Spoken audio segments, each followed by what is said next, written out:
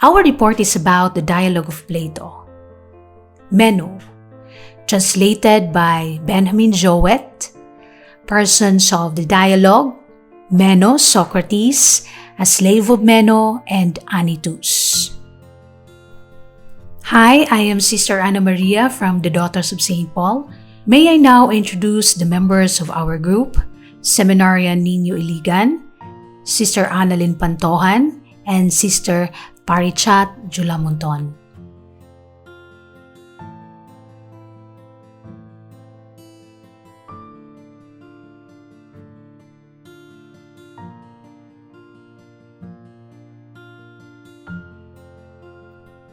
This dialogue begins abruptly with a question of Meno.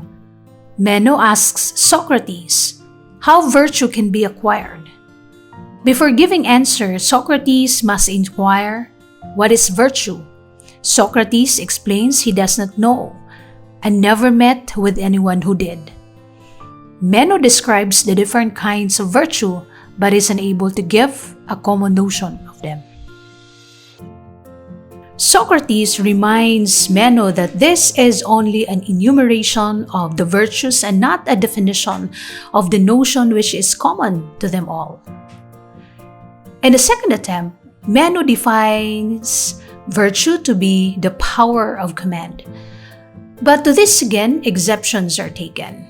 For there must be a virtue of those who obey, as well as of those who command.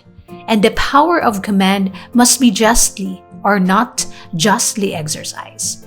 Meno is very ready to admit that justice is virtue. Would you say virtue or a virtue? For there are other virtues such as courage, temperance, and the like. Just as round in a figure and the black and the white are colors, and yet there are other figures and other colors. Meno has been made to understand the nature of a general definition. He answers in the spirit of a Greek gentleman and in the words of a poet that virtue is to delight in things honorable and to have the power of getting them. This is nearer approximation than he has not yet made to a complete definition, and regarded as a piece of proverbial or popular morality, is not far from the truth. But the objection is urged that honorable is the good, and as everyone equally desires the good, the point of the definition is contained in the words, the power of getting them, and they must be got justly or with justice. The definition will then stand thus: virtue is the power of getting good with justice, but justice is a part of virtue, and therefore virtue is the getting of good with a part of virtue. After Socrates has given the specimen of the true nature of teaching, and the original question of the teachableness of virtue is renewed, again he professes a desire to know what virtue is first, but he is willing to argue the question, as mathematicians say, under an hypothesis. He will assume that if virtue is knowledge, then virtue can be thought. Socrates has no difficulty in showing that virtue is a good, and that goods, whether of body or mind, must be under the direction of knowledge. Upon the assumption just made, then virtue is teachable. But where are the teachers? There are none to be found. Virtue is no sooner discovered to be teachable, then the discovery follows that it is not thought. Virtue, therefore, is and is not teachable. In this dilemma, an appeal is made to Anytus, respectable odd well-to-do citizen of the old school and a family friend of Meno, who happens to be present. He is asked whether Meno shall go to the Sophists and be taught.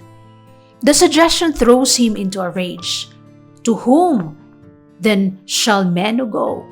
Asks Socrates. To any Athenian gentleman?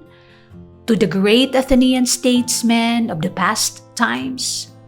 Socrates replies here, as elsewhere, that Demosthenes, Pericles, and other great men had sons to whom they would surely, if they could have done so, have imparted their own political wisdom. But no one ever heard these sons of theirs were remarkable for anything except riding and wrestling and similar accomplishments. Anytus is angry at the imputation which is cast on his favorite statesman and on a class to which he supposes himself to belong. He breaks off with a significant hint. The mention of another opportunity of talking with him and the suggestions that Meno may do the Athenian people a service by pacifying him are evident allusions to the trial of Socrates. Socrates returns to the consideration of the question whether virtue is teachable, which was denied on the ground that there are no teachers of it. But there is another point, the nature of right opinion.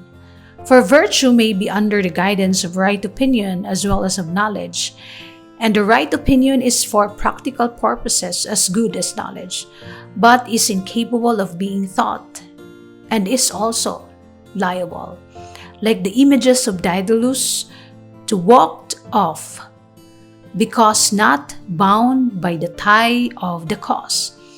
This is the sort of instinct which is possessed by statesmen who are not wise or knowing persons, but only inspired or divine. The higher virtue, which is identical with knowledge, is ideal only, and the statesman had this knowledge, could teach what he knew he could. Belike, there is yes in the world below, he alone has the wisdom, but the rest fleet like shadows. Okay, the first key point is the definition of virtue. So Meno's first definition is, virtue is relative to the sort of person in question. For example, the virtue of a woman is to be good at managing a household and to be submissive to her husband. The virtue of a soldier is to be skilled at fighting and brave in battle. So, Socrates responds by giving the meaning of arate, the Greek word translated as virtue, although it might also be translated as excellence. So the concept is closely linked to the idea of something fulfilling its purpose or function. Thus, the arete of a sword would be those qualities that make it a good weapon. For instance, sharpness, strength, balance. The arete of a horse would be quality such as speed, stamina, and obedience. Meno's answer is quite understandable, but Socrates rejects it. He argues that when Meno points to several things as instances of virtue, there must be something they all have in common, which is why they are all called virtues. A good definition of a concept should identify this common core or essence. The second definition that Meno gave is, virtue is the ability to rule man, or in other words, virtue is what makes possible the fulfillment of one's purpose. For man, the ultimate purpose is happiness. Happiness consists of lots of pleasure. Pleasure is the satisfaction of desire. and the key to satisfying one's desires is to rule over man. This sort of reasoning would have been associated with the sophists.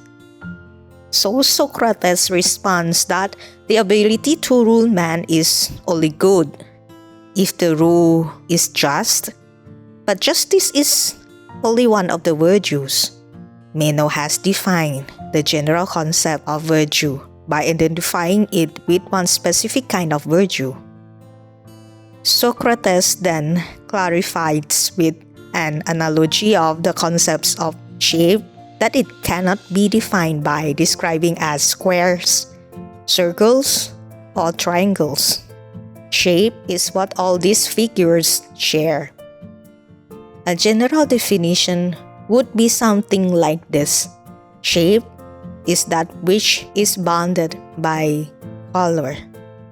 So the third definition of Menos is virtue is the desire to have and the ability to acquire fine and beautiful things.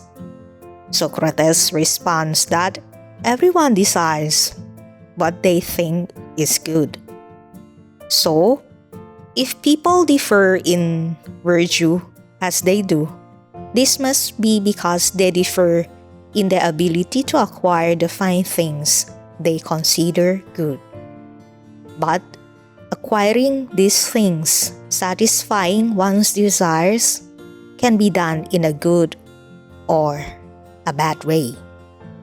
So, this rejection of the definitions leads Meno to confusion, and this leads to Meno's paradox. And he said that either we know something or we don't. If we know it, we don't need to inquire any further. But if we don't know it, if we cannot inquire since we don't know what we are looking for and won't recognize it if we found it. Let's go to the second key point. Can virtue be taught? The poet Theognis provides an account of whether virtue can be taught or not through some verses of his poem. Eat and drink and sit with the mighty, and make yourself agreeable to them. For from the good you will learn what is good. But if you mix with the bad, you will lose the intelligence which you already have. If understanding could be created and put into a man, then they who were able to perform this feat would have obtained great rewards. Never would a bad son have sprung from a good sire, for he would have heard the voice of instruction. But not by teaching will you ever make a bad man into a good one. In the first set of verses, it is clear that good can be learned and thus can be taught. But the remaining set of verses would note that virtue cannot be taught. Along their discussion, Socrates is affirming Meno that he is not withdrawing the assertion that if virtue is knowledge, then it may be taught. But Socrates is doubting the correctness of the supposition that virtue is knowledge. Socrates made Meno to agree on the idea that virtue, and not only virtue, but anything that is taught, must have teachers and disciples, and that the non-existence of teachers or disciples of an art would assume that it would be incapable of being taught. But based on the discussion of Socrates, there are actually no teachers or disciples of virtue. Neither sophists be considered as teachers, because according to Socrates, they are just teaching for the sake of money, let alone the idea that they were not able to produce even a single disciple on the art that they wanted to teach. More so with Themistocles, who was a good man and was not able to teach his son Cleophantus how to be a good man, because it was never heard that Cleophantus was a wise or good man. Same with Thucydides, who could have spent money to someone for teaching his sons to be good men, yet even failed to do so. According to Socrates, men become good and useful to states not only because they have knowledge, but because they have right opinion, and that neither knowledge nor right opinion is given to man by nature or acquired by him. If they are not given by nature, came the question whether virtue is acquired by teaching. If there were teachers, it might be taught, and if there were no teachers, not. But Socrates noted surely that both Meno and him acknowledged that there are no teachers of virtue. Therefore, Socrates and Meno agreed that virtue is not really taught, neither virtue is knowledge. The idea of recollection. Another question was raised by Meno as he asked Socrates, how would he inquire into that which he doesn't know? And if he finds out what he wants, how will he ever know that it is actually the thing he did not know?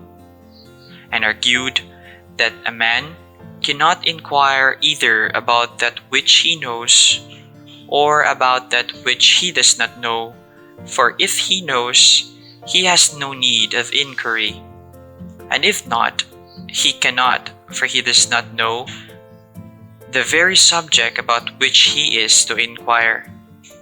To this, Socrates remarked that Meno's argument was not sound enough and suggests that the former question would still be possible through the process of recollection. The concept of recollection, as Socrates would tell us, that there is no learning, for inquiry and learning is but recollection. This is because the soul is said to be immortal. It dies, then born again, is never destroyed.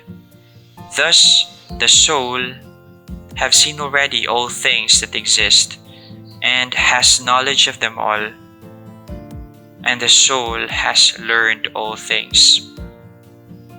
Meno became curious and asked, what do you mean by saying that we do not learn and that learning is only a process of recollection? Can you teach how this is? Socrates re-emphasized to Meno that there is no teaching, but only recollection. Meno asked Socrates to provide proof to this claim.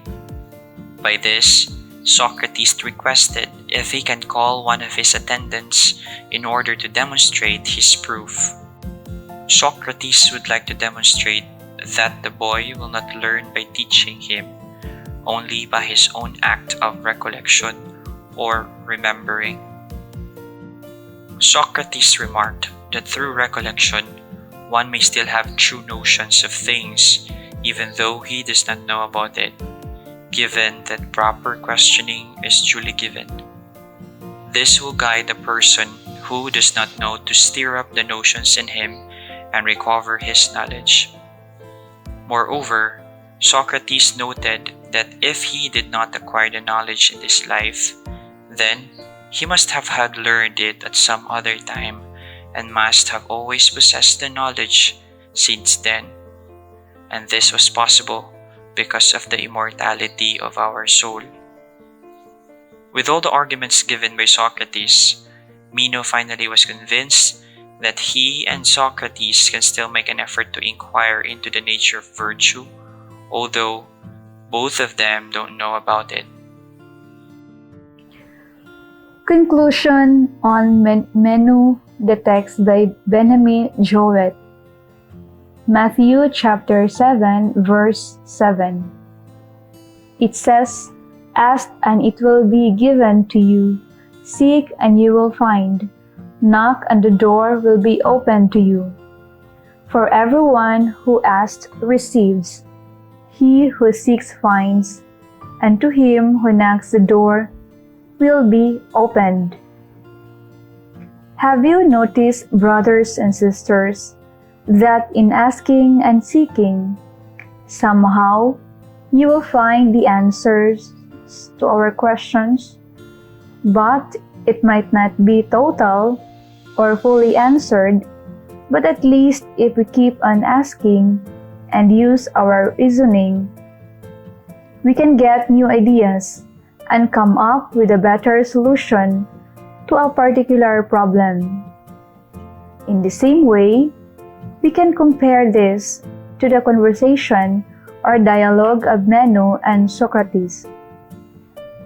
When Meno inquiry about the definition of virtue, if it is acquired or taught by the teacher, nor if man possesses virtue. But we will perplex the answer of Socrates that he does not have known what is virtue all about. Rather, he is asking Meno the meaning of virtue. If we persevere in asking, we will get what we desire. This is what happened to both of them. Their exchange of ideas help us to think and understand the entire dialogue through the explanation of each one. In defining virtue, each one gave an example. For Meno, he uses an image of the woman's virtue, who selflessly do the household, obey the husband. On the other side, the man who will rule and administer the state, who seeks goodness for his people, not taking advantage of his selfish desires as a leader.